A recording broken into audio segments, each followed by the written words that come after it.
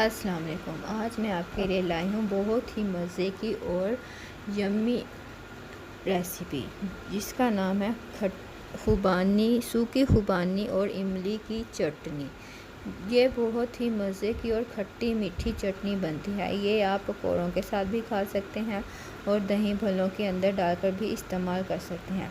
इस रेसिपी को पूरा देखने के लिए मेरे साथ मेरी वीडियो को पूरा देखें ताकि आपको पूरी रेसिपी आप तक पहुंच सके। और इससे पहले मेरे चैनल को सब्सक्राइब कर लें और बेल आइकन को भी प्रेस कर लें। जी, तो चलते हैं अपने रेसिपी की तरफ। हमें जो अज्जा चाहिए वो है सूखी खुबानी। ये मैंने तकरीबन आधा किलो के करीब सूखी खुबानी ले ली है। इस तरह की ये होती है, इजीली अवेलेबल होती है। ये शॉप्स पर आप कहीं से भी इसको परचेज़ कर सकते हैं। इसके बाद मैंने इसमें ली है 1 पाव से थोड़ी सी कम है इमली ली है। ये तो आपको पता ही होगा, मिल ही जाती है। इसको मैं सारी रात भिगो के रखूँगी।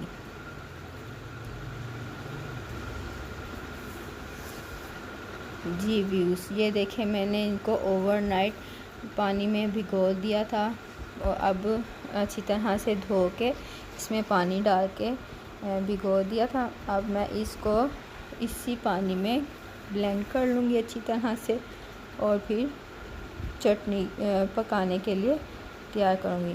जी, तो अब मैं इसको कर लेती हूँ अच्छी तरह से ब्लेंड।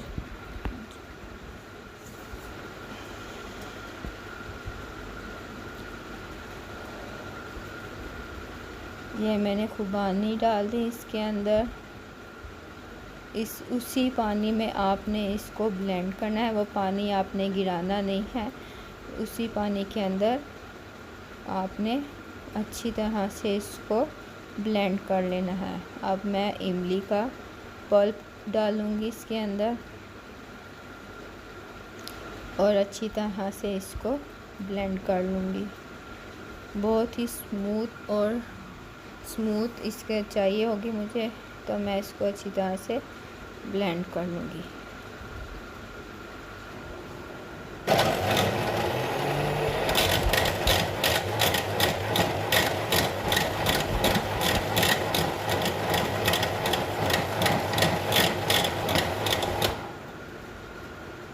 इसको देख लूँगी मैं, हो गई है अच्छी तरह से, तो फिर निकाल लूँगी।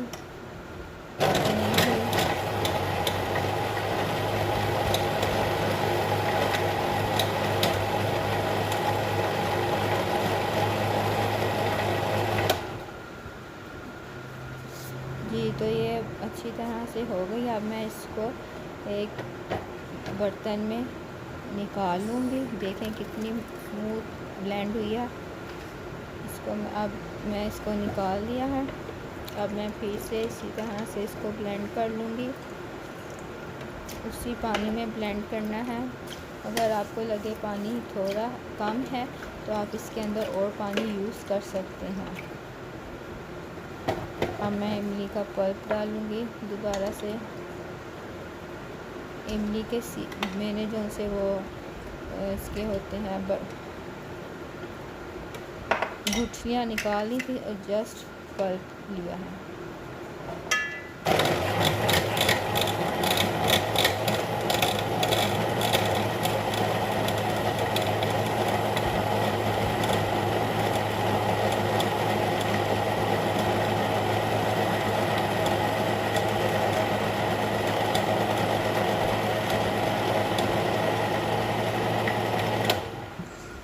अब मैं फिर से देख लूँगी। बिल्कुल स्मूथ मुझे चाहिए, अभी नहीं हुआ।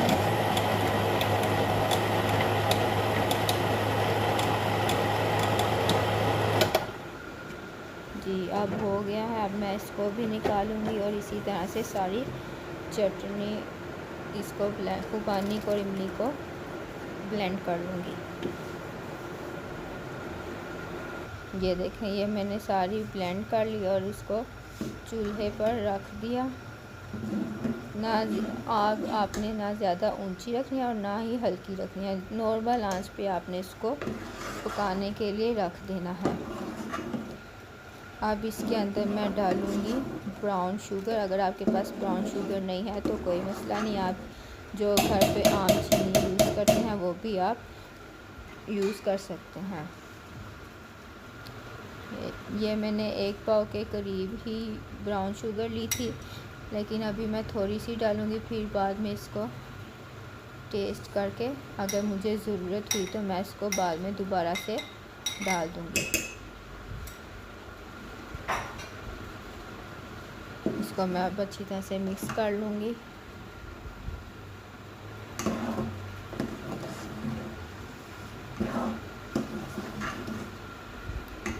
ये अच्छी तरह से मिक्स हो गई। अब इसके अंदर मैं डालूँगी नमक और लाल पिसी हुई मिर्च। ये देखें 1 टेबलस्पून के बराबर मैंने नमक ले लिया है और 1 टेबलस्पून के बराबर ही लाल पिसी हुई मिर्च ले ली है। आप स्पाइसेस कम ज़्यादा कर सकते हैं अपने टेस्ट के हिसाब से, इसमें कोई इशू नहीं है। अब इनको भी मैं अच्छी तरह से मिक्स कर लूँगी और इसको पकने के लिए छोड़ दूँगी। ये देखें, ये मैं अच्छी तरह से इसको मिक्स कर रही हूँ। बिल्कुल अच्छी तरह से आपने इसको मिक्स कर लेना है। बहुत ही मज़े की ये रेसिपी है, आपने घर पे ज़रूर ट्राई करनी है। रमज़ान में तो ये बहुत ही कारआमद आती है, पकौड़ों के साथ, समोसों के साथ। आप इसको केचप के अलावा ये भी चटनी यूज़ कर सकते हैं और दही भल्लों में जो मीठी चटनी पसंद करता है वो भी इसमें डालकर यूज़ कर सकते हैं। ये देखें, ये अब इसमें पकने स्टार्ट हो गया है। अब इसको मैं इसी तरह से पकने दूंगी। जितनी गाढ़ी रखना चाहते हैं आप उसको रख सकती हैं।